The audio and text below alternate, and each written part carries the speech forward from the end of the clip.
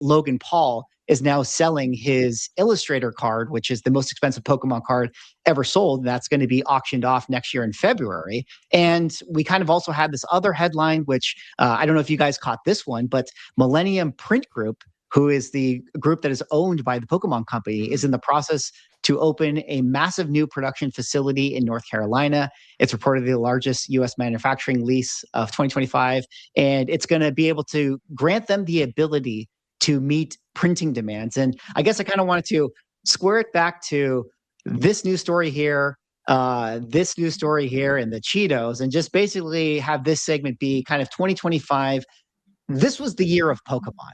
Oh And yeah. everything went absolutely insane in it. Another one of my most viewed videos was when I was just covering like Pokemon fights at Costco. That Yeah. was like something that got tons of views. And I guess I kind of wanted to just sort of throw it out to you guys, and maybe we can kind of just dissect this and talk a little bit about it. But what do you make of the Pokemon craze? How do you feel the sentiment is within that trading card space and the rise of now One Piece? I mean, I kind of feel like here at the end of the year, everybody is sort of now down on Pokemon, or there's a lot of like sort of pushback to Pokemon values. And similarly, what do you make of Logan Paul selling his most expensive Pokemon card right now, being that apparently with all the conversation in the media and the headlines, this is the golden age of collectibles and we're on the up and up. So I don't know if you guys have any and general thoughts. Mr. Beast changing his icon to Luffy. Like that's another, like if he starts pushing Ryan Piece, just came then, out like, with the Mr. Beast icon. but I mean that reference. he's bigger than That's a Logan big deal. Paul. He's bigger than Logan Paul. No, So, like, he's big. Listen, I'm only gonna have a tiny bit on this, so I'm just gonna get this out, and then you guys run with it because I know this is your you guys are into this. And Swag, I just want to say when I said this damn Cheeto is back on the show, I didn't mean this show. I meant I tried to watch the first episode of King of Collectibles, but the whole thing was Logan Paul and a Cheeto, and I couldn't even finish it because it's the maximum hype. It's the top of doesn't matter to most collectors, right? Like it's just completely a cartoon, and it wasn't in the weeds of collecting enough to keep my attention. I'm still going to watch the entire 6 episodes or whatever's in the season. Like I love this kind of program, and I support what they're doing. Like I love the hustle, I love it all, so I'm going to watch it. But I can't chew on that Cheeto. I don't give a shit about Logan's Pokemon. I know it's super expensive. I know it's rare. I know it's the highest grade.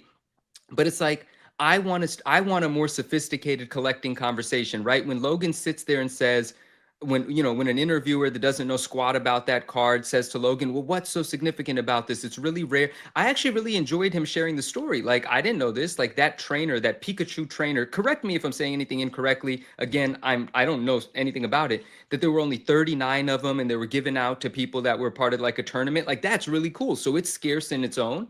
And he has the only PSA 10, but it's still weird. Listen, it's not a bad thing. It's just like super headline conversation. Like I don't know exactly what it means to any collectors or what it does for the collecting community. And I do have that same concern that you presented in your latest or one of your most recent videos, Swag, that is this the sign of like the end, like when everyone's talking about, oh, you got to get into a PSA 10 Pokemon, it's better than whatever. Like that usually signifies a top, right? And I don't know if history always repeats itself, but is this too frothy? Is this too much enthusiasm? Like, are there too many celebrities talking about Pokemon? That's kind of how I feel. But being not in Pokemon, not in that space, not engaging, I actually don't know.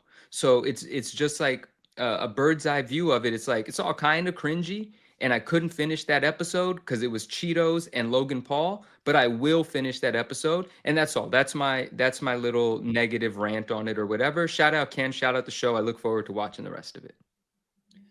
yeah, I mean, I'll say Pokemon has felt extremely anything that does this, like you see that. I mean, there's a number of markets that have been like that this year. Like Gold and Silver have done that. Pokemon has done that. One Piece has done that. Like anytime you see that, like, yeah, it may keep going for another year, but someone's going to get burnt pretty bad. They're going to buy at the wrong time and it's going to, going to just wreck them. And so all I can really say, because it happened with comics, comics did that. It's like all you can really say with that is you just got to be careful. Like if it's stuff you want to buy, you just got to be careful. Like I had mentioned in one of our chats, I was watching a channel, Chasing Cardboard, where a guy bought, like there was another guy who was a big sports card collector, and he was selling all of his sports cards to buy One Piece. And now to go along with that, though, he had started buying One Piece about a year prior, basically early this year. And so he was in at a point where even if it corrects 50%, he's still okay.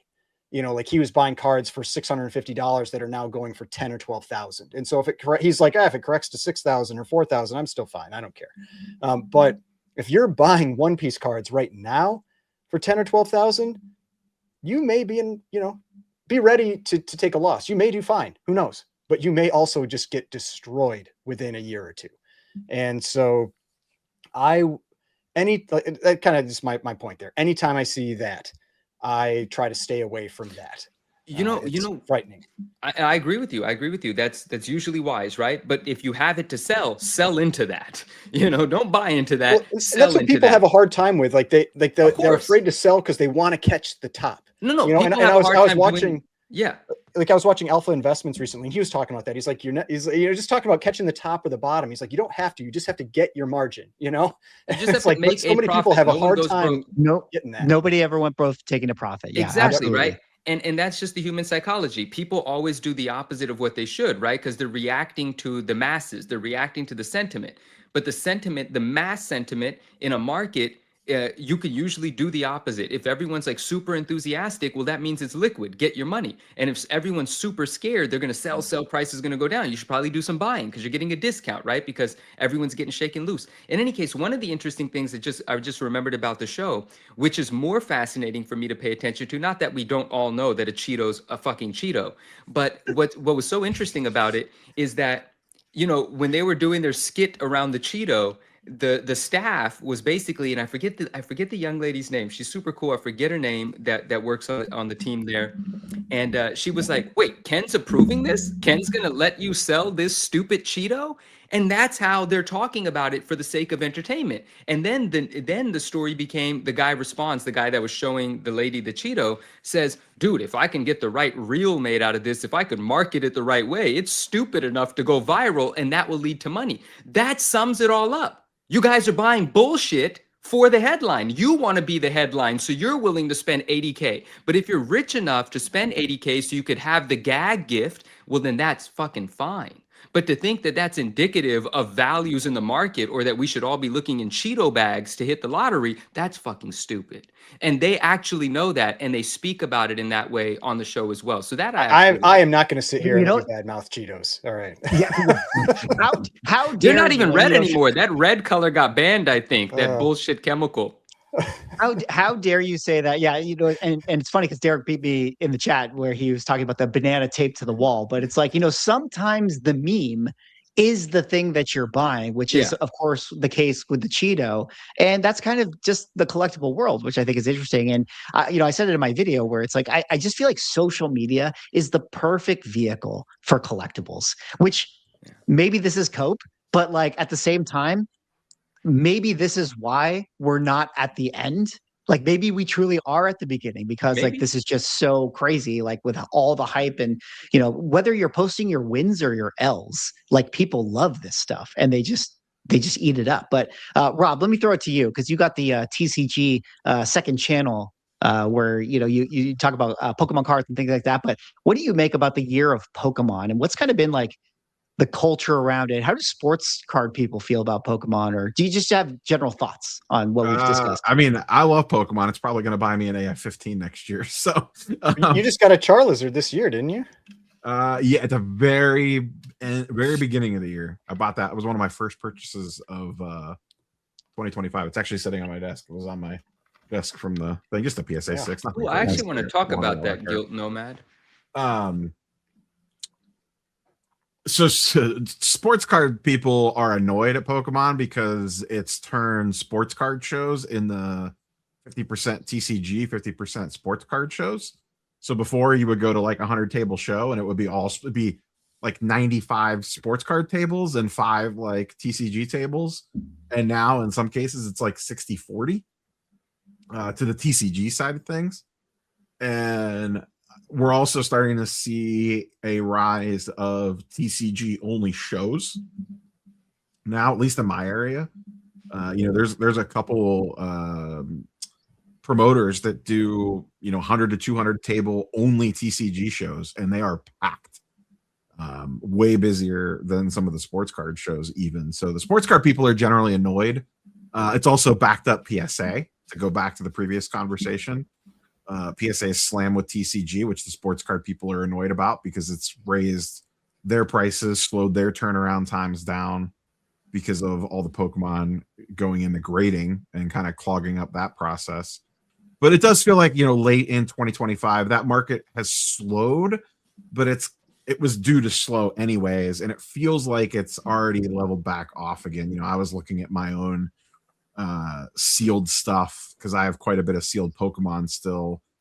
And over the last 30 days, it's dead flat. Like my collection on the collection tracking tool that I use, it's perfectly flat. It hasn't gone up, hasn't gone down. It's basically normalized after coming down maybe like 10 to 20%, but year over year, it's up, 500%. So to use your One Piece example from before, most of the stuff, speaking personally, that I bought into, I bought so cheap that even if it dropped 50% in value, I'm still in the green on it. I mean, I'd be pissed, I'd be annoyed, but I still would be taking a loss on it when I went to go sell it.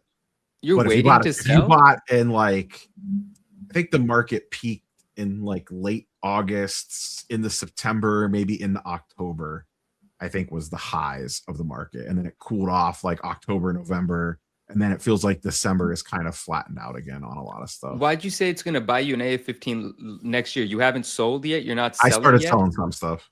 Okay. Yeah. Basically taking the profits from my Pokemon Steel investment. I mean, that's kind of the interesting thing. Like, I'm shilling for Alpha Investments now, but like that was one of the things that like he did his like year-end recap, and he was talking about how like amazing 2025 was for cards. But you've got all these people that are like, oh, it's terrible, or I'm barely surviving this, and it's like, yeah, it corrected like 10, like you just said, like 10 or 20%, but it's up 200%, or more than that, 500%. It's like, you got to zoom out a little bit to look at how well this stuff is really doing. And it's pretty incredible. It is. Can I make a point of that? I mean, I think that what's interesting about that is like, I feel like a lot of times the people who are complaining are the ones that bought into that hype. Oh yeah. So it's ultimately it becomes like, well, what is your entry point into this? And, it goes back to like even the things that, I know a lot of us talk about on our channels and stuff, which is like, the only thing that matters is like what you buy something for, like whether a certain collectible vertical is hot or not. Right. If you find something for pennies on the dollar, like it's going to be a great investment, and so that's really all it comes down to, and like really the best way to control. But I do think that it's funny because like, yeah, everybody has drastically different years based on what you ended up chasing, what you ended up buying, and what you ended up finding. Your entry, like that's the most, like what you said, your entry means everything, right? Like, and that's so true. Like I get calls about Bitcoin. When is Bitcoin going to go back up? I'm like, guys, it's 85,000, when's it going to go back to 120? Like 2 years ago, I think it was only 30, right? So, I mean, yeah, it's like, yeah, it was $9,000 when the pandemic hit, you know what I mean? Like, it's doing just fine. In fact, well, I know this isn't what we're talking about, but what I generally tell people is, I hope it goes to 60. That seems like a great buying opportunity, and then just shut up and hold it, and that's that. But I don't know if Pokemon works the same way. I think part of the people that are pissed is the people that started buying this year, and they realized that like they came into the super hot market and they thought that it was super easy money, because you would literally just buy stuff and like a week later you'd be up like 20%. And that's not really how, at least on the sealed side, that works. Like normally you buy the stuff and you have to sit on it for like 3 to 5 years to see a pretty decent return.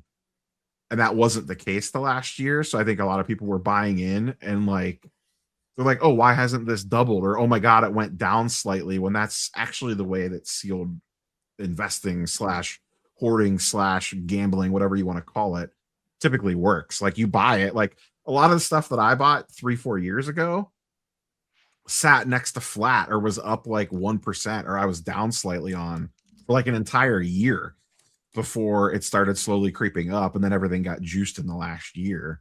So I think people came in and were like, oh wait, this is great, this is how it works, and now they're starting to figure out like how sealed hoarding actually works. Like it's a long game, and people got a cheat code this year. Thanks for watching this clip from the Ungraded Truth podcast. To be able to watch the full show, click the link down below. Yep, that one right there.